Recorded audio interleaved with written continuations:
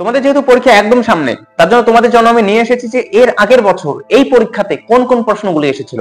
তোমরা যদি সেই প্রশ্নগুলি দেখো তাহলে তোমাদের একটা ধারণা চলে আসবে যে তোমার এই কালকের বা পরশুদিনের 3-4 দিন পরের পরীক্ষায় কেমন ধরনের প্রশ্ন আসবে। তার জন্য আজকের এই ভিডিওটি শেষ অবধি দেখবে। তো চলো তাহলে প্রথম প্রশ্ন দেখো কি আছে। 1 নম্বরের সঠিক উত্তরটি বেছে নিয়ে শূন্যস্থান পূরণ করো। ঠিক আছে, বঙ্গভঙ্গ পরিকল্পনা কে করেছিলেন? উত্তর কি হবে? Lord Curzon. ঠিক আছে, বাংলা বিপ্লবী আন্দোলনের সঙ্গে যুক্ত কে ছিলেন? এখানে হবে যুগান্তর পত্রিকা। কি হবে? যুগান্তর। ঔপনিবেশিক ভারতের সরকারি ভাষা হিসেবে ফারসির বদলে ইংরেজিকে স্বীকৃতি দেওয়া হয় কত সালে? 1837 খ্রিস্টাব্দে, সেটা হবে উত্তর। ঠিক আছে, স্বাধীন পাকিস্তান রাষ্ট্রের জন্ম হয়েছিল কবে?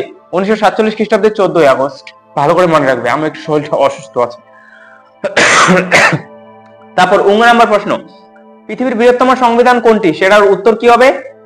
আমাদের ভারতের সংবিধান। ঠিক আছে, মুখ্যমন্ত্রীকে কে নিয়োগ করেন? উত্তর হবে রাজ্যপাল। তারপর কি আছে? ভারতবর্ষের সাধারণতন্ত্র দিবস পালন করা হয় 26শে জানুয়ারি। সাধারণতন্ত্র আর প্রজাতন্ত্র দিবস একদিনই, সেটাকে সাধারণ মানে প্রজা। ঠিক আছে, তারপর আজাদ হিন্দ বাহিনী কে প্রতিষ্ঠা করেন? রাসবিহারী বোস। মনে রাখবে, রাসবিহারী বোস এই আজাদ হিন্দ বাহিনী প্রতিষ্ঠা করেছিলেন এবং তারপর সেই বাহিনীর দায়িত্ব দিয়েছিলেন সুভাষ চন্দ্র বসুর উপর। ঠিক আছে, তারপর ভারতের বৃদ্ধ মানুষ কাকে বলা হয়? আমাদের উত্তর হবে দাদাভাই নৌরোজিকে। কি হবে উত্তর? দাদাভাই নৌরোজিকে বলা হয় ভারতের বৃদ্ধ মানুষ। এবার নিচের যে প্রশ্নগুলি আছে সেগুলির উত্তর যদি তোমরা চাও, তোমরা আমাকে কমেন্টে সবাই বলো। আর তোমরা কি চাও আমি তোমাদের বলছি, তোমরা সাইডে সাইডে স্ক্রিনের মধ্যে প্রশ্নগুলি দেখতে পাবে, যদি উত্তর চাও কমেন্টে বলো। ঠিক আছে, প্রথম প্রশ্ন 2 ক, এ নেশন ইন মেকিং গ্রন্থটি কার আত্মজীবনী? 2 নম্বর প্রশ্ন, কত খ্রিস্টাব্দে ভারত সভা প্রতিষ্ঠিত হয়? 3 নম্বর প্রশ্ন, গান্ধীজির কাছে চরকা কিসের প্রতীক ছিল? 4 নম্বর প্রশ্ন, আইন অমান্য আন্দোলনের সূচনা হয় কোন স্থান থেকে? 5 নম্বর প্রশ্ন, হিন্দু মহাসভা কে প্রতিষ্ঠা করেন?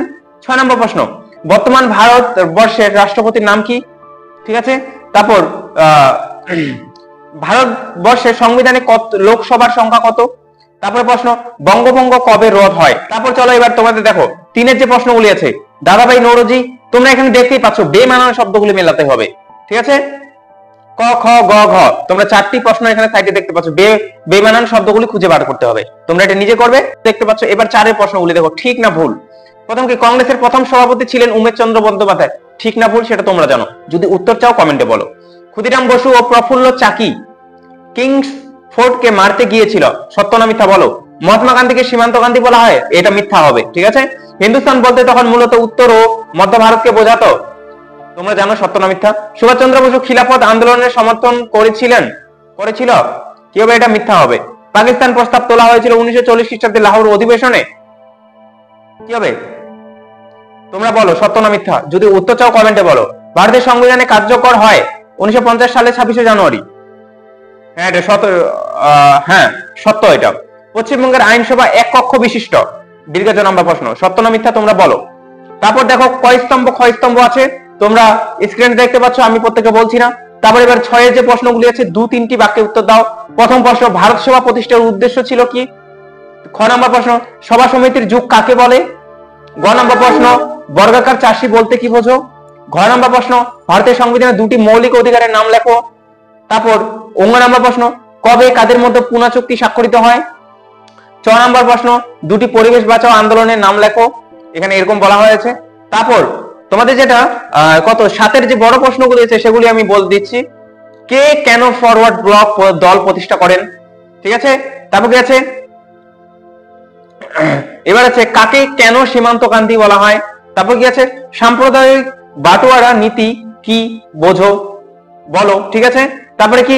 ভারতের রাষ্ট্রপতি হওয়ার 3টি যোগ্যতা লেখো, সেটা এখানে ঘ নম্বর প্রশ্ন ছিল। তারপর 19 নম্বর প্রশ্ন, জালিয়ানওয়ালা বাগের হত্যাকাণ্ড সম্পর্কে যাহা জানো লেখো। তারপর যেটা 8-এর বড় প্রশ্নগুলি আছে সেগুলি আমি তোমাদের বলছি। ভারতের স্বাধীনতা সংগ্রামে সুভাষচন্দ্র বসুর অবদান লেখো, সেটা বলতে বলা হয়েছে। তারপর গেছে ভারত ছাড়ো আন্দোলনে মাতঙ্গিনী হাজরার ভূমিকা কি ছিল, লেখো।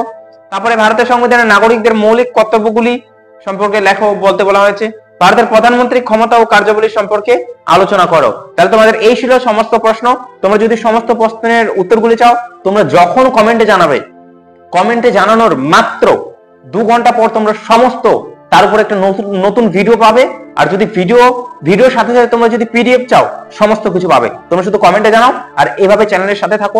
আরো যে সমস্ত নতুন ভিডিওগুলো আসবে এবারে তোমাদের জন্য ইন্টারেস্টিং ভিডিও আসবে, শুধুমাত্র পড়াশোনার ক্ষেত্রে সেটা না, আমার যে টিমটা আছে আমরা সবাই মিলে বিভিন্ন ধরনের শিক্ষণীয় ভিডিওগুলি বানাবো। তোমরা চ্যানেলের সাথে থাকো, চ্যানেলটাকে সাবস্ক্রাইব করো এবং ভিডিওগুলিতে অবশ্যই লাইক করো।